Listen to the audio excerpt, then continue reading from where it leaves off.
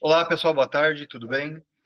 Sejam bem-vindas, sejam bem-vindos. Eu não estou em Maringá, como vocês podem ver, e tá aí por isso eu tive que fazer essa apresentação agora por videoconferência, tá bom?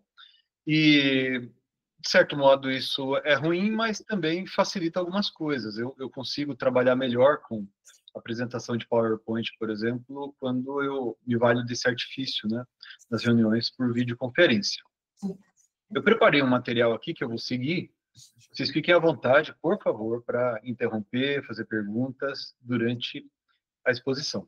Vocês vão perceber que, considerando que o nosso time ele é bastante heterogêneo, tem desde o pessoal que está ali talvez um pouco no começo da faculdade e até advogados e advogadas mais experimentados, eu vou tentar fazer uma exposição, inclusive pegando algo que suponho, né, o pessoal que está ali na metade da faculdade para o começo, assim, deve se lembrar com nitidez das aulas de teoria geral do direito. Vamos ver se eu acerto. Tá bom?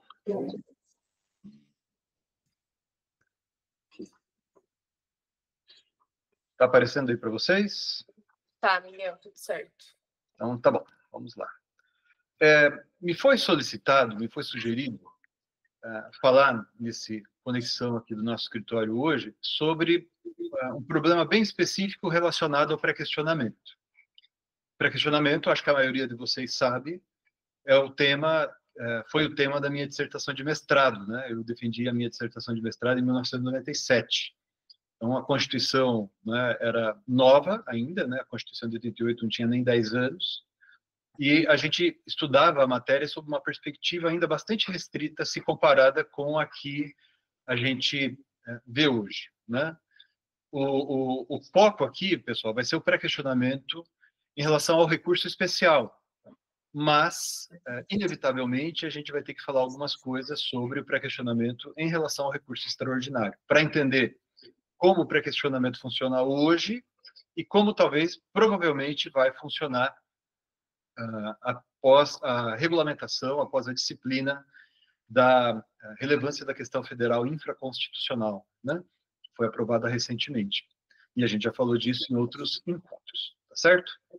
Então, veja, mas antes de falar do pré-questionamento, da relação entre pré-questionamento e embargos de declaração, que foi algo que nos provocou a estar aqui, para entender isso, a gente tem que entender quais as funções e qual a finalidade dos tribunais superiores. E veja, pessoal, o nosso escritório sempre foi conhecido como um escritório referência, né? Quando se trata de lidar com temas de alguma complexidade ou até mesmo de alta complexidade. Isso em todas as áreas em que a gente atua. E a gente, por conta disso, a gente sempre está levando questões aos tribunais superiores. Então, para o nosso escritório, é uma questão de honra a gente saber compreender isso que a gente vai falar aqui nesta exposição de hoje, né? Para eu entender por que é que existe o pré-questionamento, qual a relação entre pré-questionamento e outros requisitos dos recursos extraordinário e especial, eu tenho que compreender a função, as funções e a finalidade dos tribunais superiores. Eu gosto de começar a falar disso colocando esse trechinho de um voto do saudoso ministro Teori Zavascki, no julgamento de uma reclamação, que é um caso bem importante, paradigmático, recomendo a todos que leiam a íntegra desse acórdão, né? Reclamação 4335. Ela determinou ali uma mudança de patamar da atuação do Supremo Tribunal Federal naquele contexto, e o ministro Teori Zavascki, ele foi bastante importante nessa transição, nessa mudança. A gente pode até falar um pouco mais sobre como é que essa mudança aconteceu. Mas o que nos interessa aqui é compreender o que eu destaquei aqui em amarelo. Né? Percebam que o ministro Teori Zavascki, ele se baseia na doutrina do Piero Calamandrei, e isso que o Calamandrei desenvolveu na primeira metade do século passado, na verdade, é bem anterior a 1945, né?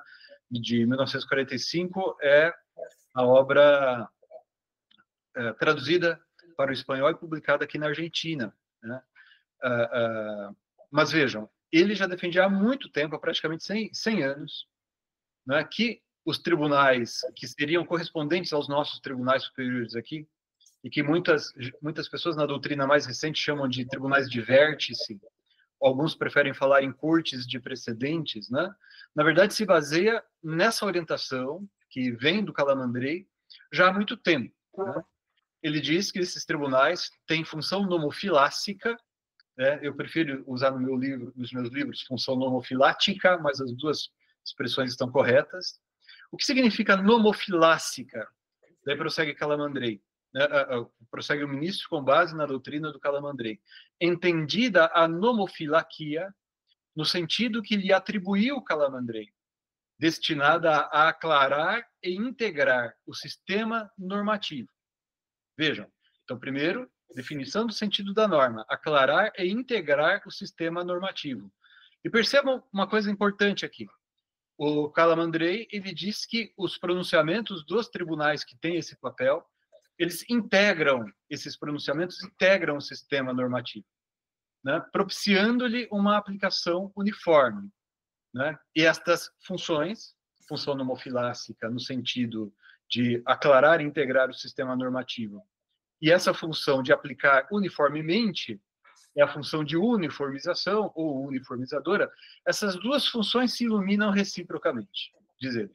Mas, além disso, prossegue daí então o ministro, isso já é uma adição do ministro, e que tem como pressuposto lógico inafastável a força expansiva ultrapartes dos seus precedentes, que tem a ver com aquilo que a doutrina pós-Código de 2015 chama de função paradigmática. Paradigmática no sentido de servir de exemplo para casos futuros. O professor Arruda Alvim falava que os tribunais superiores, quando decidem, eles funcionam como faróis que iluminam o futuro, né?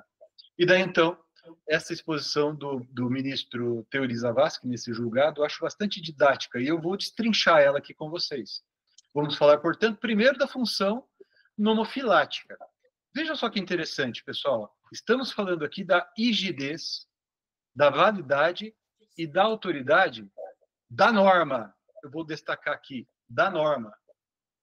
Percebam vocês uma coisa, que isso é determinante na nossa atuação como advogados, advogadas, e vocês que ainda estão na faculdade vão se tornar também advogadas e advogados.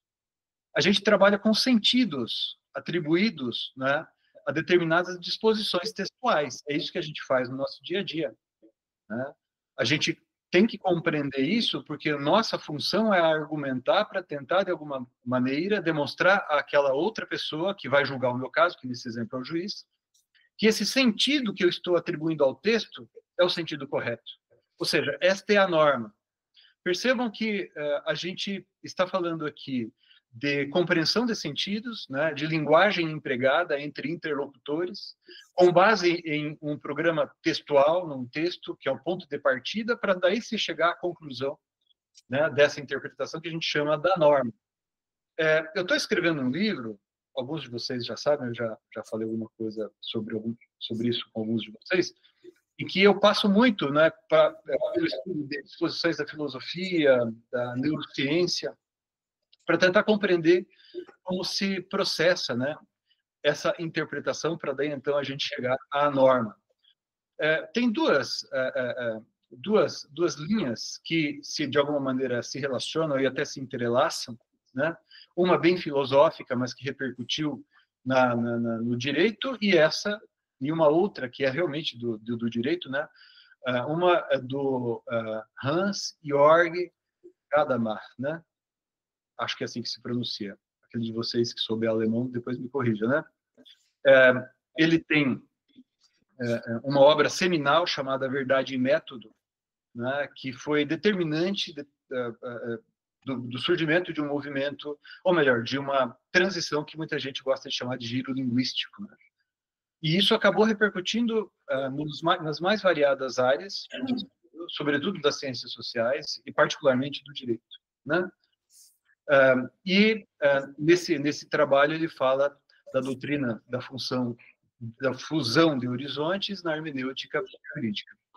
E outro autor é o Friedrich Müller, né, que ele concebeu aquela teoria estruturante do direito, né? Acho que é isso, teoria estruturante da norma, agora não me lembro. Mas teoria estruturante, isso que ficou na minha cabeça, E ele, de certo modo, como mencionei, ele trilha o mesmo caminho, mas especificamente falando do direito, né?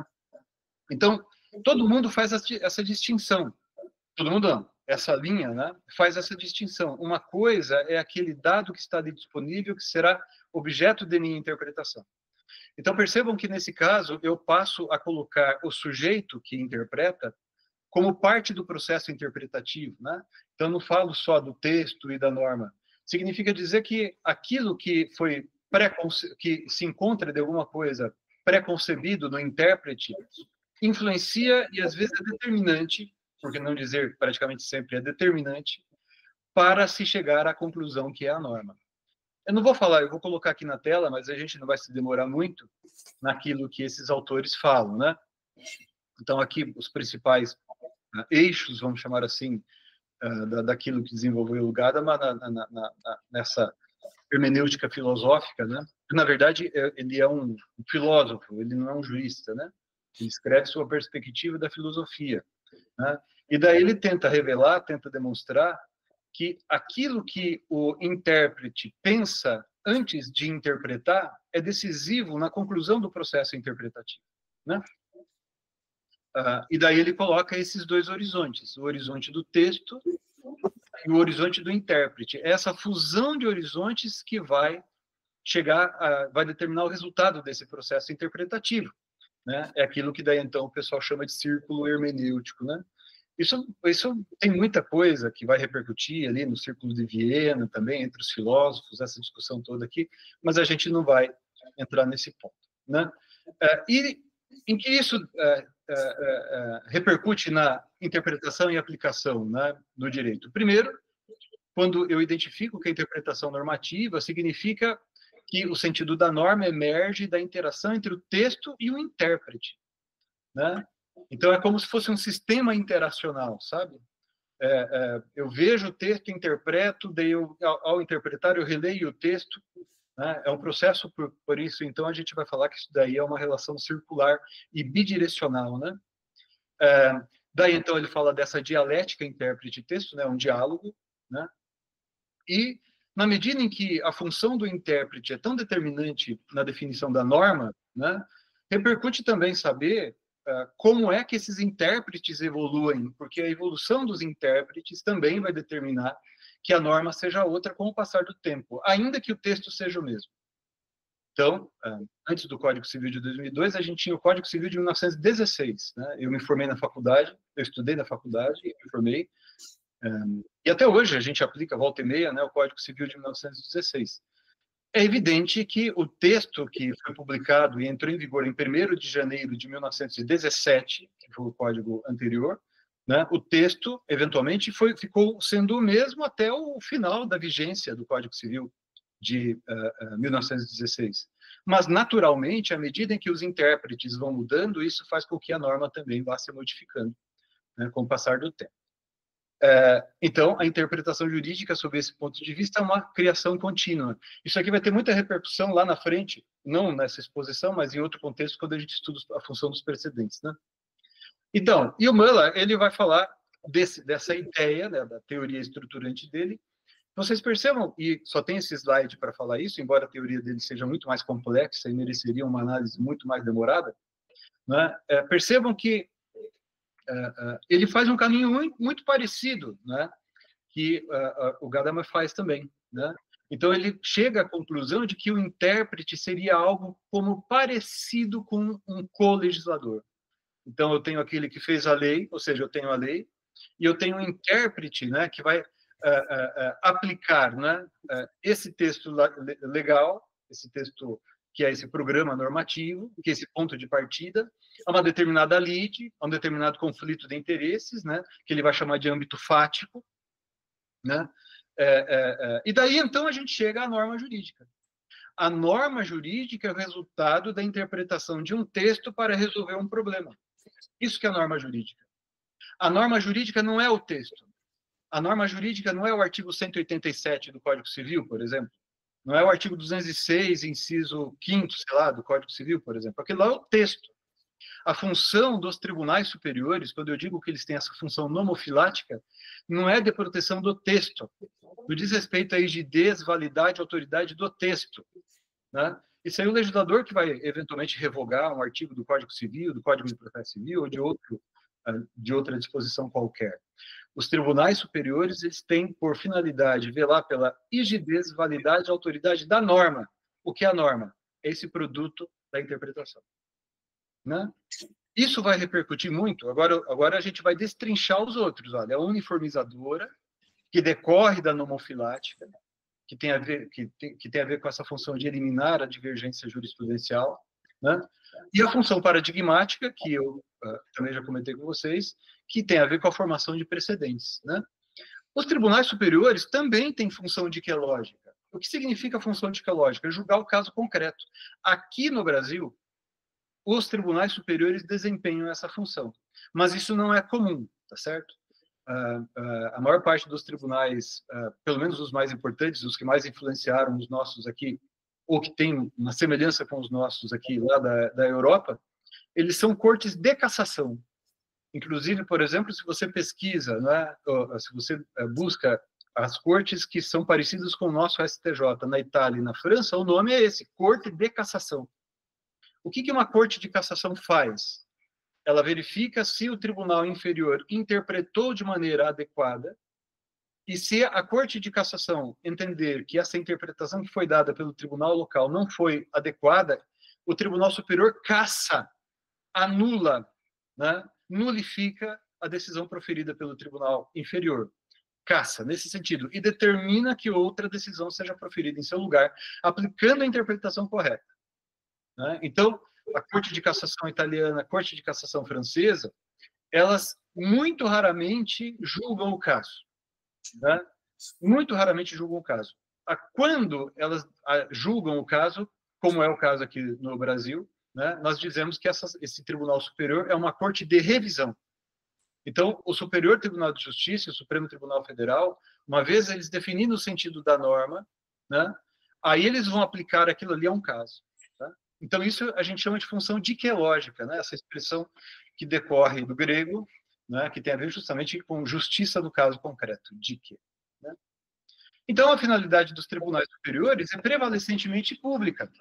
Então, embora os tribunais superiores julguem o caso, a função primeira dos tribunais superiores é a definição do sentido da norma jurídica. Isso, pessoal, é o que de mais importante vocês têm que entender para entender os porquês do pré-questionamento, né? Porque vejam só, eu vou colocar aqui agora o texto, tem esse dispositivo da Constituição que diz respeito ao Supremo e ao recurso extraordinário, mas eu vou pular direto para a disposição correspondente relacionada ao recurso especial. Então, vejam, compete ao Superior Tribunal de Justiça, né, julgar em recurso especial as causas decididas em única ou última instância, etc. e tal, quando a decisão recorrida contrariar tratado ou lei federal ou negar-lhes vigência. Então, vejam, o que é indispensável para que tenha sentido a função desempenhada pelos tribunais superiores? Como o Supremo Tribunal Federal, a ele compete, vejam, precipuamente a guarda da Constituição, que está aqui no caput do artigo 102, né? Semelhantemente, para o Superior Tribunal de Justiça, embora isso não esteja escrito aqui, compete a guarda da norma federal infraconstitucional. A função desses dois tribunais superiores é a proteção da norma federal constitucional, no caso do Supremo, e federal infraconstitucional, no caso do STJ. É nesse sentido, né? Por isso que a decisão tem que se pronunciar sobre um dispositivo de lei federal, ou tratado que tenha força de lei federal, ou a negativa da vigência de lei federal. Então, o recurso extraordinário e o recurso especial, eles são recursos que têm por finalidade levar aos tribunais superiores uma questão atinente à interpretação ao sentido da norma relacionada a uma disposição constitucional, a uma disposição federal infraconstitucional. Por que isso é assim? Porque, vejam, como a gente acabou de estudar, à luz da filosofia, né, e à luz da doutrina que segue essa linha filosófica, se um mesmo dispositivo de lei ele está em vigor no Brasil inteiro, cada um dos tribunais de justiça, que são compostos por pessoas diferentes e, portanto, por vidas diferentes, histórias diferentes, experiências diferentes, elas vão poder dar sentidos diferentes àquele mesmo texto do Código Civil. Então, por isso que, eventualmente, a gente tem um artigo do CPC, né, que é interpretado de um jeito no Paraná e interpretado de outro jeito lá no estado do Nordeste. Um dispositivo da Lei de Recuperação Judicial, que é interpretado de um jeito em São Paulo e de outro jeito em Santa Catarina. Né? Porque o texto, embora o texto seja o mesmo, né, o sentido que os intérpretes dão é diferente. E uma vez isso acontecendo, a norma acaba sendo diferente em cada um desses estados. Você eventualmente vai dizer assim, ih, rapaz, se esse pedido de recuperação judicial foi apresentado ali no, tribunal, no Mato Grosso do Sul, a gente está ferrado, porque a jurisprudência do Tribunal de Justiça do Mato Grosso do Sul é nesse sentido, assim, assim, assim. Ou seja, a norma é esta no Mato Grosso do Sul. Embora o texto seja o mesmo, eu posso ter normas diferentes por conta de tribunais diferentes. E para evitar essa discrepância normativa é que existem os tribunais superiores. Se isso é assim, não cabe recurso especial para discutir questões de fato. Certamente, vocês, os mais experimentados, sem dúvida, o pessoal que está começando, já vai ouvir o pessoal reclamando da súmula 7 do STJ. A súmula 7 do STJ é a que diz que não cabe recurso especial para reexame de prova. Para discussão de fatos. Por quê? Porque a função do STJ é a proteção da norma federal infraconstitucional. A função do STJ não é dizer como o fato A aconteceu, o fato B aconteceu. Então, por isso que quando eu vou preparar a causa para ela ir ao STJ, eu já tenho que pensar nisso quando eu estou elaborando, por exemplo, minha apelação, minhas contrarrazões de apelação. Por quê? Porque eu vou pedir ao Tribunal de Justiça do Paraná, por exemplo, que ele se pronuncie sobre essa questão de direito federal infraconstitucional, porque eu quero que essa questão seja objeto de debate no acórdão que vai ser proferido pelo Tribunal de Justiça do Paraná, e daí então eu vou levar, via recurso especial, essa questão ao STJ. Só que essa questão de direito federal infraconstitucional tem que ter sido objeto de debate aqui no tribunal local. Porque senão não faz sentido eu vou levar essa questão lá para o STJ, o STJ vai dizer assim, ué, mas por que você trouxe isso aqui para mim? Tem controvérsia sobre o sentido da norma federal infraconstitucional no caso? Não. Então, o STJ não trabalha para isso. Olha bem, o tribunal local tem que ter divergido, ou tem que ter interpretado de maneira supostamente errônea, para daí eu querer levar a questão lá, para o Tribunal Superior. Não importa sob essa perspectiva que a parte tenha alegado isso na apelação. Sabe? Ou que uma das partes tenha alegado isso contra razões de agravo do instrumento. O que importa é que esse tema tenha sido objeto de interpretação por um intérprete autêntico. Né? Não sei se vocês se lembram, quando a gente estuda teoria da norma lá no primeiro ano de faculdade, a gente fala dos intérpretes, mas a gente diz que tem intérpretes autênticos. Né? E grosso modo, o intérprete autêntico é aquele que cria a norma, né? Com força estatal. Né? Então, no caso, seria, nesse exemplo aqui, um juiz de primeiro grau, quando ele profere sentença, ele cria uma norma para o caso concreto. A sentença não tem essa definição de sentença? Sentença é a norma para o caso concreto? Com base em um dispositivo legal. Percebam, quando eu falo da proteção da norma, que eu tenho que entender isso.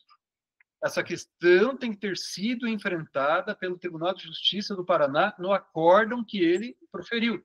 Isso hoje nós chamamos de pré-questionamento. Isso hoje nós chamamos de pré-questionamento. Tá bom? Então, vejam, é imprescindível para que caiba recurso extraordinário a questão constitucional no acórdão, proferido pelo tribunal local. É indispensável para que caiba recurso especial uma questão federal infraconstitucional no acórdão. Né? Ah, mas eu discuti isso na apelação. E o tribunal não falou nada. Você vai ter que entrar com embargos de declaração. Porque se você não opuser embargos de declaração, como a gente vai ver agora, o tribunal local não terá examinado aquela questão, consequentemente não caberá recurso especial. Mas percebam que tudo isso que eu estou falando para vocês, pessoal, depende de eu compreender, depende de eu ter bem claro para mim, né? Que a função do Tribunal Superior é a proteção da norma, não é do texto, é do sentido que está sendo atribuído ao texto.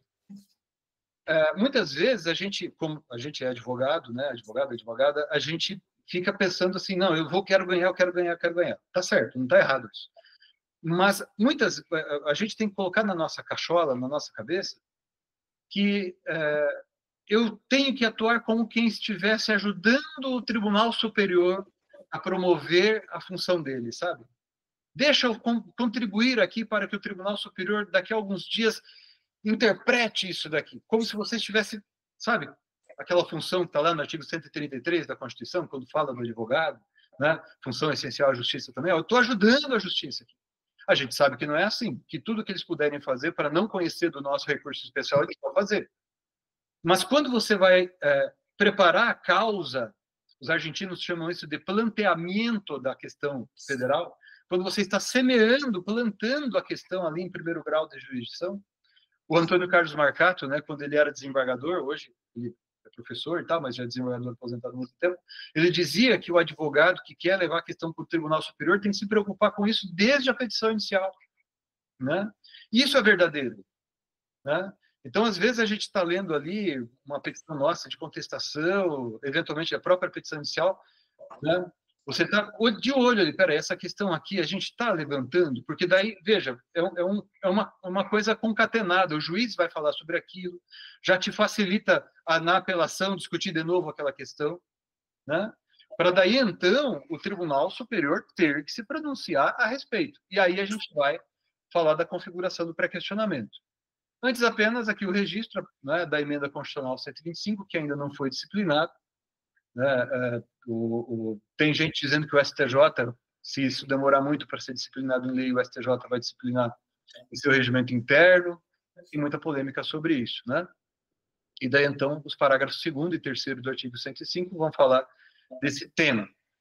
Significa que o recurso extraordinário hoje, né, só é admissível para se discutir questões constitucionais que ostentem repercussão geral, né? Isso já é assim para o recurso extraordinário, e para o STJ também vai ser assim, ou de maneira parecida, pelo menos, quando esse tema vier a ser disciplinado. E daí, então, nós teremos uma padronização, porque para os dois tribunais superiores, a questão de direito federal haverá de ser qualificada pela repercussão geral, né, quanto ao recurso extraordinário, e pela relevância da questão infraconstitucional em relação ao recurso especial.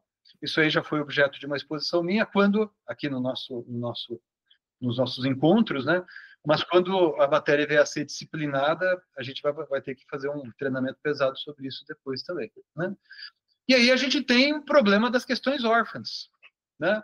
Por quê? Porque quando, por exemplo, o Supremo Tribunal Federal diz que determinado tema constitucional não tem repercussão geral, ele normalmente empurra esse tema para o Superior Tribunal de Justiça, né? Depois vocês deem uma lida ali nos artigos 1032 e 1033 do Código de Processo Civil, que vão tratar disso, né? O Supremo Tribunal diz assim, essa questão constitucional aqui é reflexa, é uma questão constitucional indireta, né? Então não cabe recurso extraordinário, cabe recurso especial. Ele converte aquele recurso extraordinário em especial e manda para o STJ. Agora, nos casos em que o Supremo diz que aquela questão não tem repercussão geral, portanto, ele não vai examinar, e não é uma questão em que há não é uma questão em que a violação é indireta ou reflexa, no é o caso de mandar para o STJ, essa questão fica órfã. Então, a gente pode ter temas de direito constitucional que não são examinados, né, pelo Supremo, e não vão ser também pelo STJ, e esses assuntos vão ser resolvidos apenas, né, nas instâncias locais, né? Isso vai ser um grande problema em relação ao recurso, em relação à lei federal infraconstitucional, né? Ou seja, nos casos em que não couber recurso especial, porque o STJ vai dizer que a questão não tem relevância, né? Por quê? Porque nesse caso, pessoal, à medida em que eu tenho tantos tribunais aplicando tantas leis federais, e a legislação federal infraconstitucional é muito mais abrangente que o texto constitucional, né? Então, haverá o risco, é uma coisa que eu defendo já há algum tempo, e outras pessoas já vêm defendendo também, que é a chamada estadualização da norma federal. Olha só, eu estou falando aqui estadualização da norma, porque a lei federal continua a lei federal, né? Ou seja, voltando ao exemplo lá do artigo 187 do Código Civil. O artigo 187 do Código Civil, se você lê ele aqui no Paraná, se você lê ele no Tribunal de Justiça de São Paulo, o texto é o mesmo. Agora, o sentido que eu atribuo ao texto, ou seja, a norma poderá ser diferente se não couber recurso especial, se o STJ disser que a questão não tem relevância, por exemplo. Então, só para citar um exemplo bastante singelo, né? Estão dizendo ali que, por exemplo, eles estão querendo dizer que não vai caber recurso especial, porque a questão não será considerada relevante, né, quando se discutir direito de vizinhança. Então, todas as questões que estão lá no Código Civil relacionadas a direito de vizinhança, né, não poderão mais ensejar recurso especial, porque o STJ vai dizer que aquilo ali não tem relevância. Significa dizer que os artigos do Código Civil que tratam da matéria vão ser interpretados de maneiras diferentes nos tribunais do Brasil inteiro. Isso é o que a gente chama de estadualização da norma federal. Ou, para usar a expressão daquela doutrina que a gente citou lá atrás, o texto é o mesmo, mas eu terei várias normas diferentes, né? Agora, destrinchando o pré-questionamento, né? Eu já termino, daí a gente abre para perguntas, tá? Bom, o Supremo Tribunal Federal, interpretando a Constituição Federal lá atrás, ele criou dois enunciados, né? São os enunciados 282 e 356. Bom, primeiro, né? O enunciado 282 diz aquilo que eu acabei de dizer para vocês. Não cabe o recurso quando não houver na decisão recorrida a questão federal. Né? Quando não ventilada a expressão usada na decisão recorrida, a questão federal suscitada. Então, a parte suscitou a questão, mas a questão tem que ter sido ventilada na decisão recorrida. Isso é o pré-questionamento, tá bom? Tem muita controvérsia sobre os vários sentidos de pré-questionamento, mas vamos pegar isso daqui e não vamos aprofundar hoje esse ponto. Agora, essas duas súmulas, pessoal, elas foram aprovadas em sessão no Supremo Tribunal Federal no dia 16 de dezembro de 1963. Né? O ministro Victor Nunes Leal, ele que criou a súmula, ele queria sintetizar o entendimento do Supremo Tribunal Federal para facilitar o trabalho dos ministros e dos assessores, né? E também dos advogados que trabalhavam lá. Então, aí a gente tinha esses enunciados. Então, vejam, estamos falando de 1963, de 60 anos atrás. Hoje já é difícil, já é caro ir para Brasília. Vocês imaginem 60 anos atrás, né? Uma causa que eventualmente estivesse tramitando, sei lá, aqui em Curitiba mesmo, que eu acho que não tinha voo de Curitiba para Brasília, suponho, não tenho certeza. Talvez de São Paulo já houvesse, também não tenho certeza. Mas se houvesse, certamente era um absurdo de caro, né? Então, se imagina se hoje é difícil ir para Brasília acompanhar uma causa, vocês imaginam aquela época, que não tinha internet, né, por exemplo, né? Até o telefone, sabe Deus como é que funcionava naquele contexto. Então, percebam que os ministros, muitas vezes, se compadeciam daquele advogado, daquela advogada, que tinha feito tudo o que ela poderia fazer. Ela suscitou a questão no recurso de apelação, o tribunal não falou nada. A parte foi lá e opôs os embargos de declaração e o tribunal continuou omisso. O que é que o Supremo Tribunal Federal passou a entender então, pessoal? Que se a parte fez tudo o que ela poderia fazer para que a questão fosse examinada pelo tribunal local, e ainda assim o tribunal local, né, não tratasse da matéria, nós iríamos presumir que o tribunal local tratou da matéria. É uma ficção. Por isso que nesse caso do artigo 3 da súmula 356, nós falamos dos embargos de declaração pré-questionadores e do pré-questionamento ficto. Né? Por que pré-questionamento ficto? Por causa justamente disso. Não houve rigorosamente o pré-questionamento no acórdão. Né? O Tribunal de Justiça do Paraná não falou nessa matéria. Mas como a parte fez tudo o que ela poderia fazer, foi um advogado cauteloso, foi um advogado cuidadoso, né? Então eu vou admitir o pré-questionamento. Percebam que, de um lado, eu posso enxergar isso aqui de uma maneira elogiosa, falando assim, poxa, que bacana o Supremo, né? O Supremo Tribunal Federal, nesse caso aqui, ele está sendo legal, está reconhecendo o esforço do advogado, né? Mas vejam, tem o outro lado da moeda. Porque esse enunciado passou, com o transcorrer do tempo, a ser interpretado como um ônus para a parte. De modo que hoje a gente praticamente opõe embargos de declaração contra todos os acórdãos, para pelo menos deixar o pré-questionamento mais redondinho. Por quê? Porque se eu não faço isso, o Tribunal Superior vai dizer assim, mas você, parte, não entrou com embargo de declaração, você deveria ter feito isso. Aliás, hoje pela manhã, acho que eu programei para 8 da manhã, 1h30, pelo menos, né? Eu encontrei isso hoje de madrugada, né? Preparando, inclusive, estudando para essa exposição. Mandei uma lição para vocês em que tem 2 trechinhos, tem um trecho, na verdade, um trecho grande, né? 3 linhas, salvo engano, 4 linhas, em que se deixa claro na emenda do acórdão que o advogado ele tem que se preocupar, sim, com os embargos de declaração. E se ele não opôs, quando era o caso de opor, né, ele não se desincumbiu desse ônus. Então, por isso que a gente acaba, muitas vezes, opondo embargo de declaração por cautela, ainda que a gente não tenha absoluta convicção de que ele caiba, né? E não pode ser considerado protelatório. Nesse sentido, inclusive, não vou colocar aqui na tela para vocês, o enunciado número 98 do STJ, né? Mas aí veio o STJ. O STJ foi criado com a Constituição de 88, né? Para tentar resolver a crise do Supremo. E no começo, o pessoal do STJ estava de boas aplicando o entendimento do Supremo Tribunal Federal quanto ao pré-questionamento. Mas o tempo foi passando e o número de causas foi aumentando. E daí, então, o Superior Tribunal de Justiça adotou uma interpretação diferente da do Supremo, não admitindo o pré-questionamento ficto. E criou, isso deu ensejo a criação da súmula 211, né? Inadmissível recurso especial quanto à questão que, a despeito da oposição de embargos declaratórios, não foi apreciada pelo Tribunal ACO. Ou seja, doravante, o STJ passou a não admitir o pré-questionamento ficto. O Supremo ficava aplicando a súmula 356 e o STJ aplicando a súmula 211. Aí chegou o Código de Processo Civil de 2015.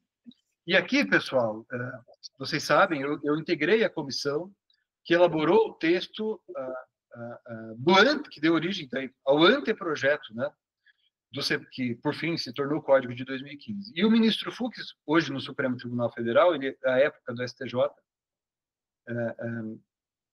essa questão foi levada à comissão, né? Olha, vamos resolver essa divergência. Qual dos entendimentos vale? O do Supremo Tribunal Federal ou do Superior Tribunal de Justiça quanto ao pré-questionamento? E daí, então, o ministro Fux falou assim, Medina, você traz na próxima reunião 2 textos para a gente votar aqui. Um que aplica a súmula 356 do Supremo, ou seja, o nosso anteprojeto vai adotar o pré-questionamento ficto, e outro no sentido da súmula 211 do STJ, ou seja, nosso código, nossa proposta de anteprojeto não vai adotar o pré-questionamento ficto. Levei para a comissão, né, levei para o ministro pôs em votação, e esse texto que está aí na tela foi aprovado, né, no anteprojeto. O anteprojeto do CPC adotou o pré-questionamento ficto. Significa dizer que, se a parte suscitou a matéria em apelação, por exemplo, né, e o tribunal não fala sobre o tema, daí, então, a parte opôs os embargos de declaração corretamente para viabilizar o afastamento dessa omissão, e o tribunal continua omisso, né? Vejam, a parte, daí, então, se desincumbiu desse ônus. O artigo 1025 é um ônus da parte. Né? Ela tem que seguir estritamente esse caminho para que, daí, então, essa ficção legal, certo, incida. Pessoal, eu tenho estudado bastante essas coisas assim relacionadas ao direito, à norma e tal, né? E tenho estudado muitas questões relacionadas ao conceito de pessoa, conceito de relação jurídica, esses conceitos básicos, vamos dizer assim, do direito, né? E o direito é uma coisa maravilhosa, porque como o ser humano é criativo, né? Então percebam, isso daqui é uma ficção, certo? Aí você diz, mas não houve pré-questionamento. Sim, na realidade não houve. Se você pega o acórdão, não tem. O tema não está ali examinado. Mas se você segue esse ritual do artigo 1025, é como se o tema tivesse sido examinado. Né? Eu gosto de citar como exemplo, vocês já devem ter lido aquele livro do Harari, né? E como ele fica maravilhado falando do conceito de pessoa jurídica. Né? Bem no começo do livro, não sei se alguém que leu vai se lembrar dele falando disso. E ele fala assim, bicho, a pessoa jurídica não existe, mas existe como pessoa, né? A pessoa jurídica é uma potestade, é uma coisa que funciona como se fosse uma pessoa, né? O direito é maravilhoso. Assim, quando a gente começa a estudar, a gente se apaixona, né? Eu pelo menos. Oi. Miguel, uma pergunta bem histórica aqui. Essa súmula de 63, a 356, ela estava em vigência com a Constituição de 45, se não me engano. E o texto de 1945, ele não fala em questão decidida, fala em questão discutida. Isso. Então, poderia-se entender que a súmula 356 faria um certo sentido, tendo em vista que a questão pode ter sido discutida pela parte em embargo de declaração. Isso. E aí poderia ser admitido para questionamento.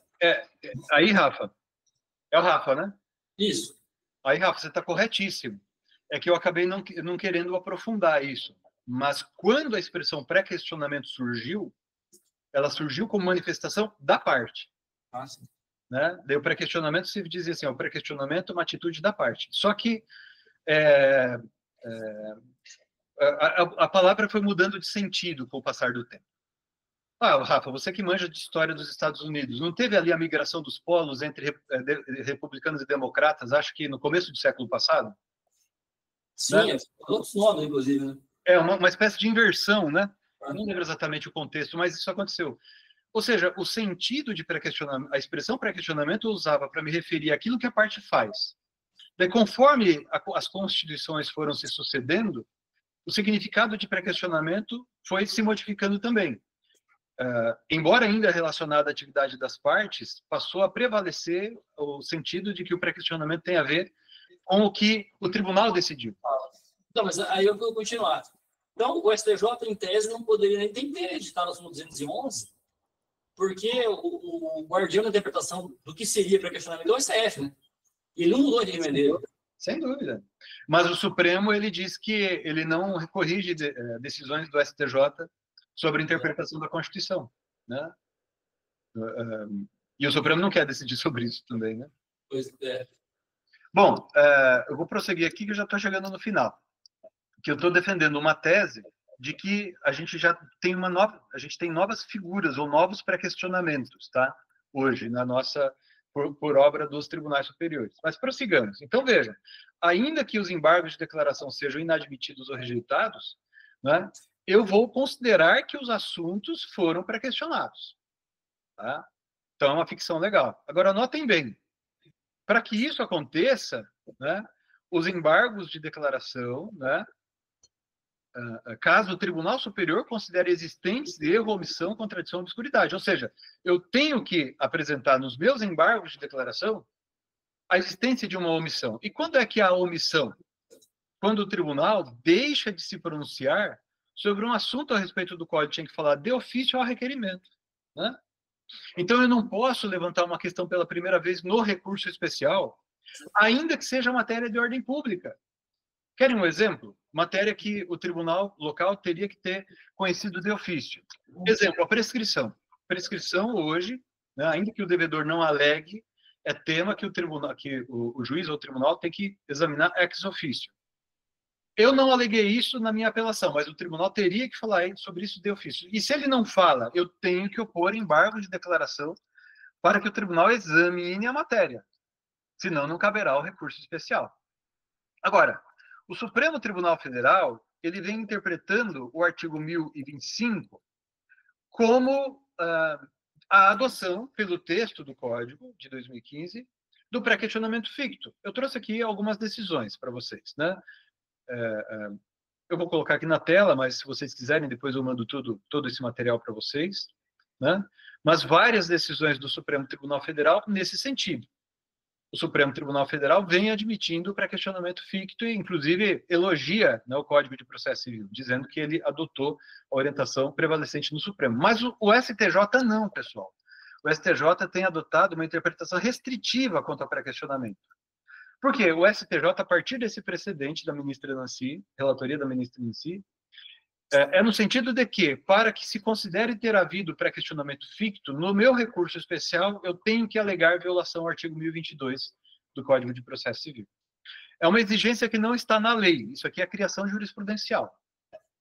Então, eu tenho, de um lado, que o Supremo Tribunal Federal admite pré-questionamento ficto e o STJ não admite pré-questionamento ficto.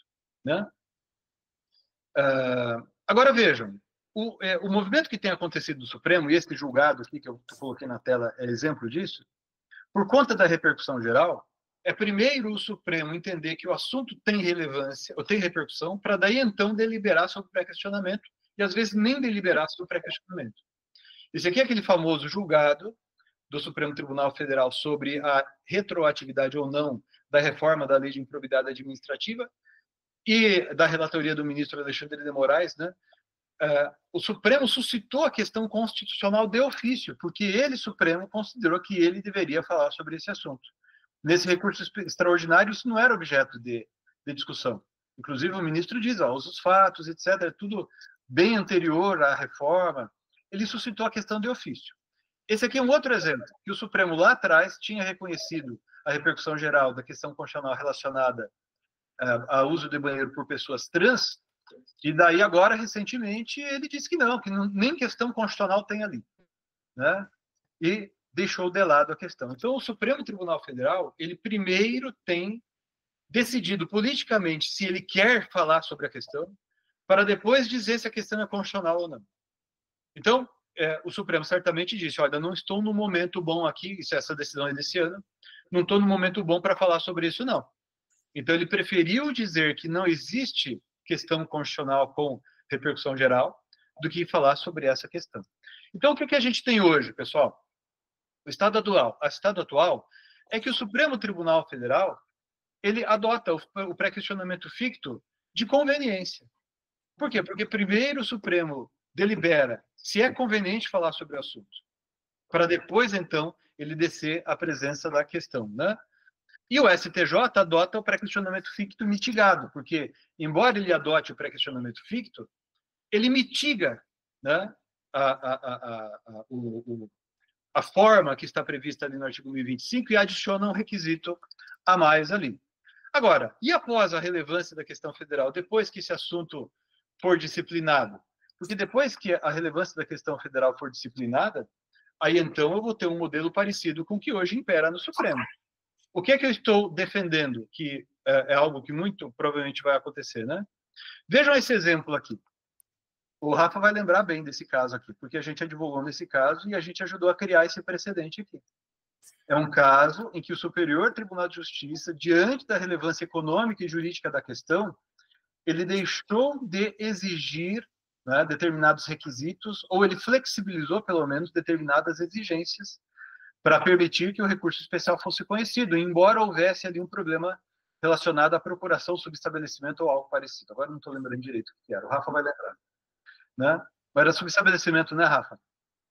Daí, então, a relatoria do ministro Raul Araújo, né, já falava da relevância da questão.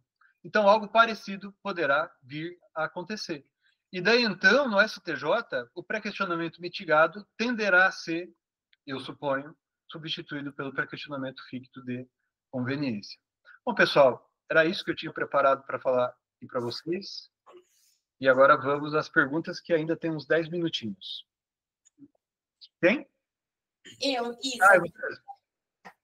Eu já te mandei um áudio, vou tentar sintetizar a pergunta, para a Mari e o Gabi também sabem da questão, até um caso que a gente atua.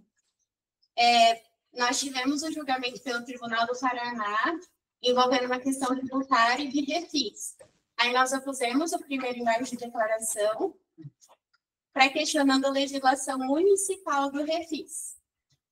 Para ser cabível o resto, a legislação tem que ser federal. Aí no segundo embargo de declaração, nós pré-questionamos, nós alegamos a legislação federal, mas também tivemos que argumentar que a questão de honorários advocatícios no refis é uma matéria de ordem pública.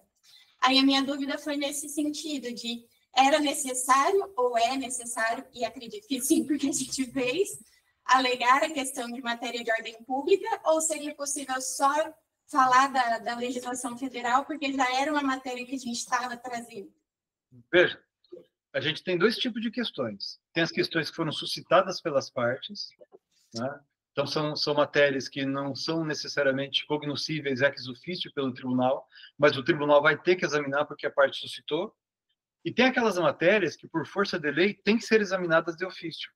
Essas, ainda que a parte não tenha suscitado por exemplo, na apelação ou contra razões de apelação, se o tribunal não tiver falado sobre elas, eu posso opor embargos de declaração, né? O artigo 1022, inciso 2º do CPC, estabelece que cabe embargo de declaração quando houver omissão de questão suscitada pela parte ou sobre questão a respeito da qual o tribunal tinha que se pronunciar ex officio.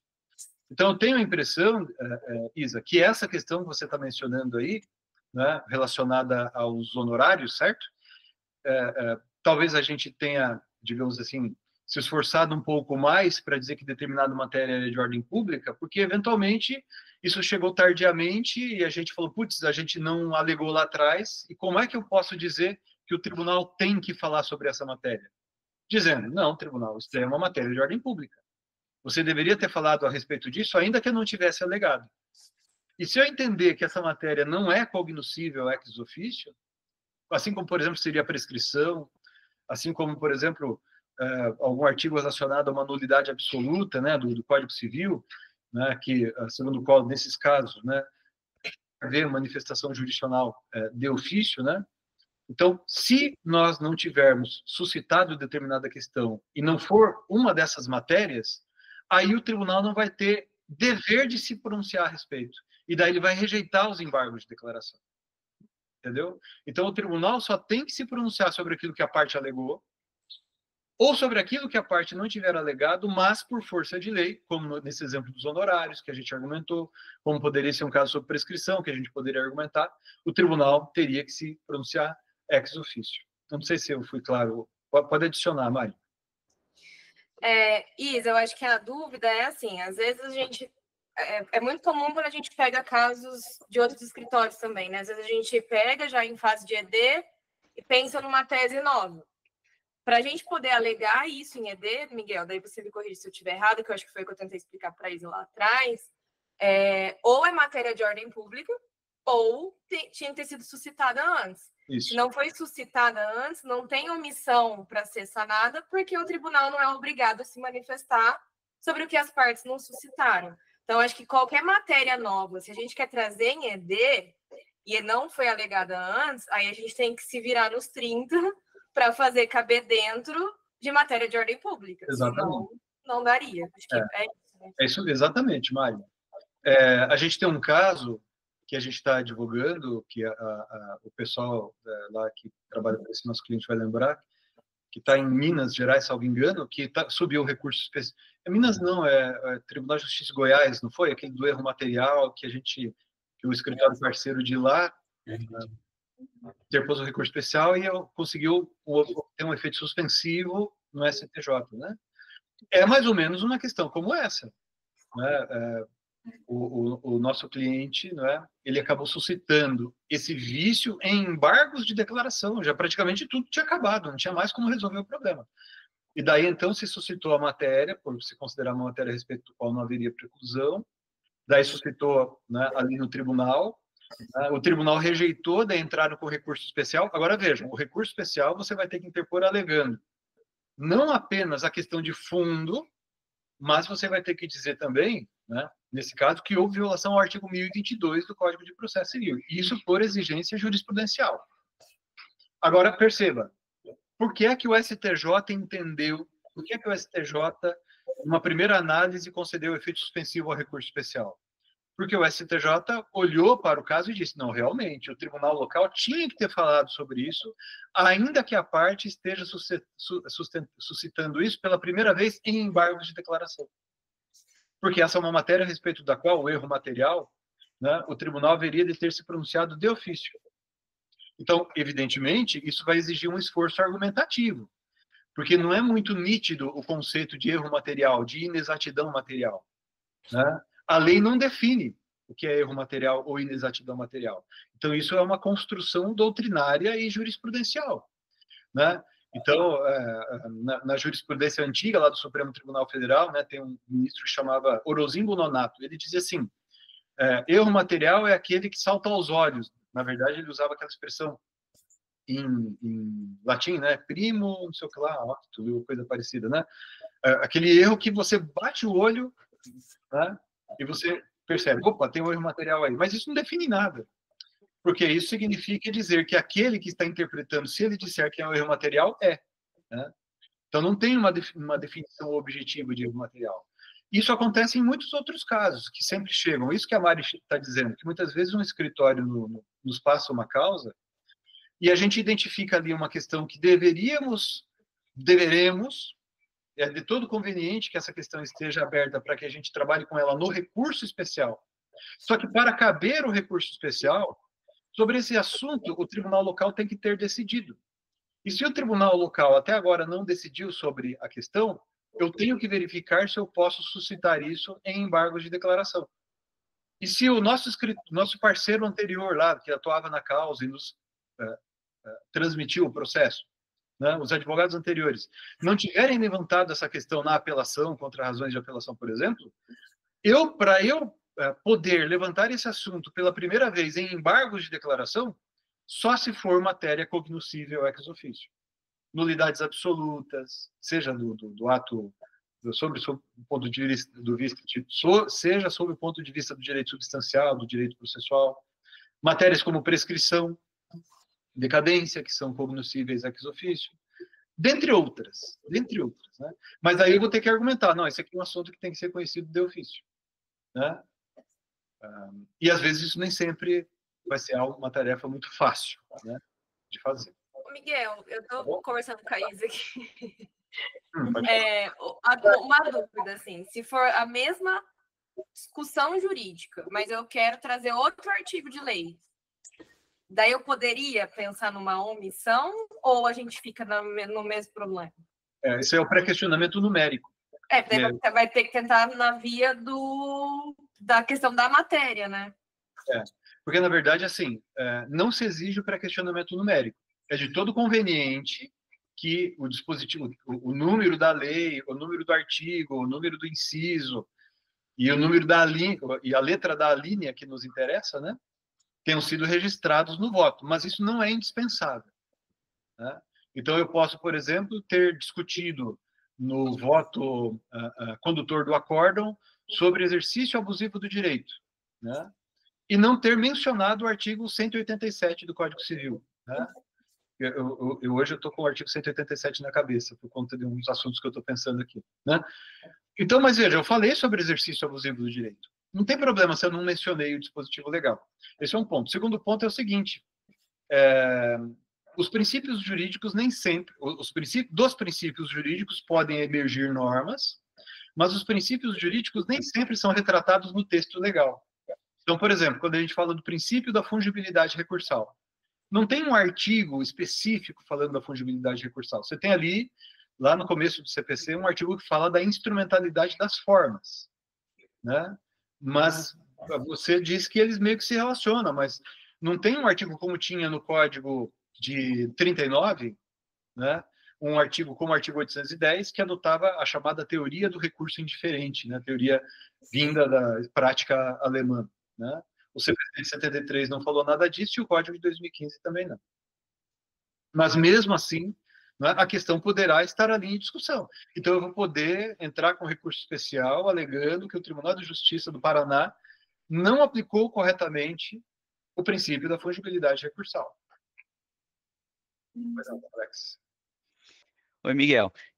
Eu tenho a impressão que o STJ ele só admite o pré-questionamento ficto para reconhecer a violação ao 1022, e aí anular o acordo e determinar a baixa dos autos, para que a corte local enfrente a questão. Mas o STJ, ele pode admitir o pré-questionamento ficto para fazer um juízo de valor sobre o dispositivo que não foi pré-questionado de forma explícita ou implícita? Pode. Ele nem sempre faz isso, mas pode, né? Você está correto, né? A gente tem visto isso de fato acontecendo, né? Muitas vezes. Só que quando isso acontece, isso fica bem consignado na ementa, né? Em outros casos, quando ele admite o pré-questionamento ficto, isso nem aparece na ementa, sabe? Ele já examina a questão direto lá no voto. O relator já entra na questão de fundo, né? Agora, para que isso aconteça, né? A gente tem percebido que o STJ... Bom, aí vai depender do ministro, viu, Alex? Vai ter ministro que vai ser mais complacente com isso, ele fala assim, não, para mim a questão está clara, então eu já vou pôr em julgamento aqui desde logo.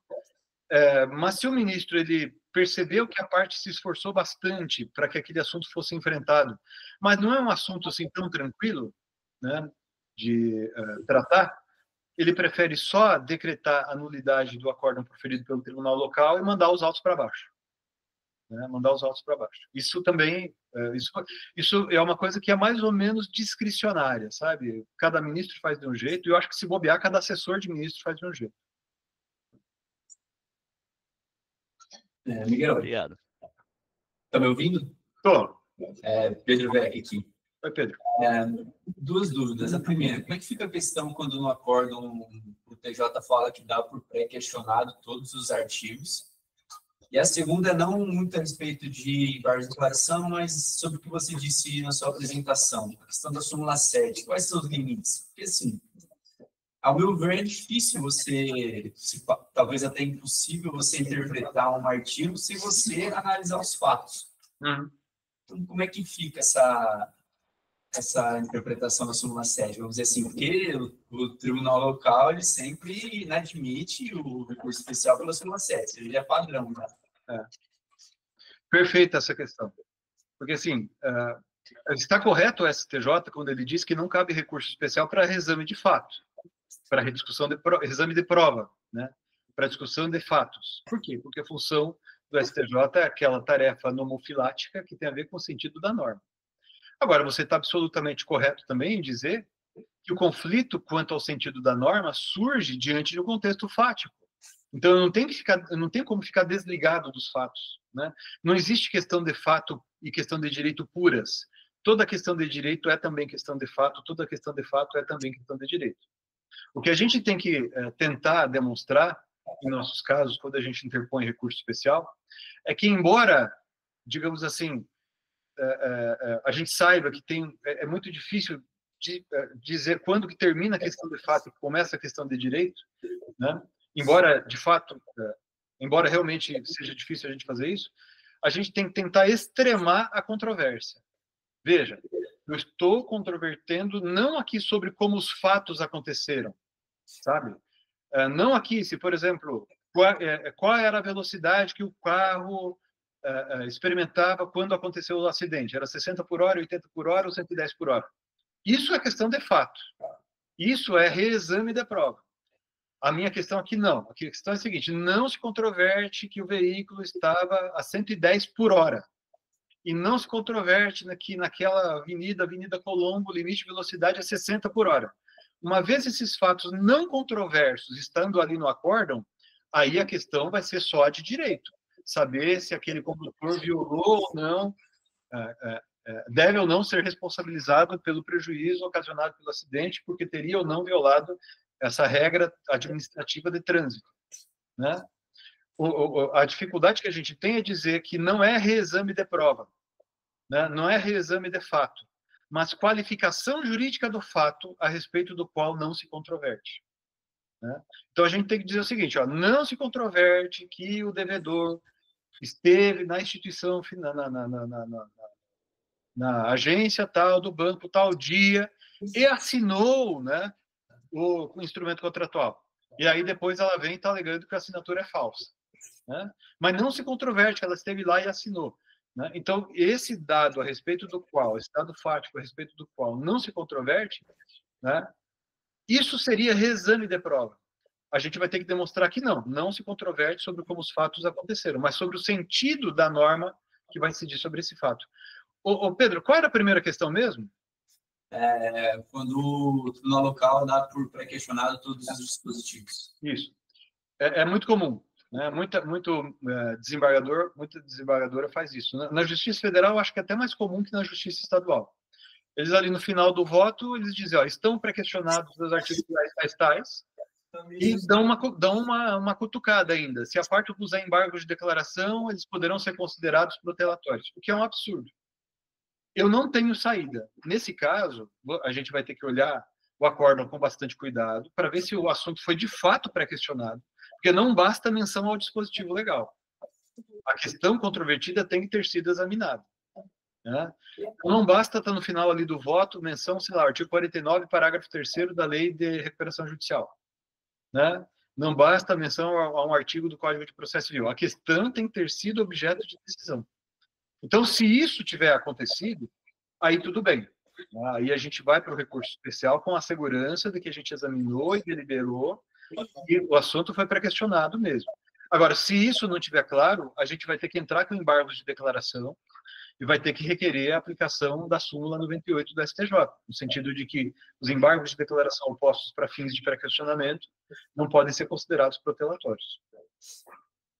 Obrigado. Imagina, obrigado a você. Pessoal, eu não sei como é que está de horário, eu acho que já deu. Como é que vocês acham? Então, vamos só mais uma pergunta, se houver? Tem? Ixi, agora eu coloquei o pessoal sob pressão.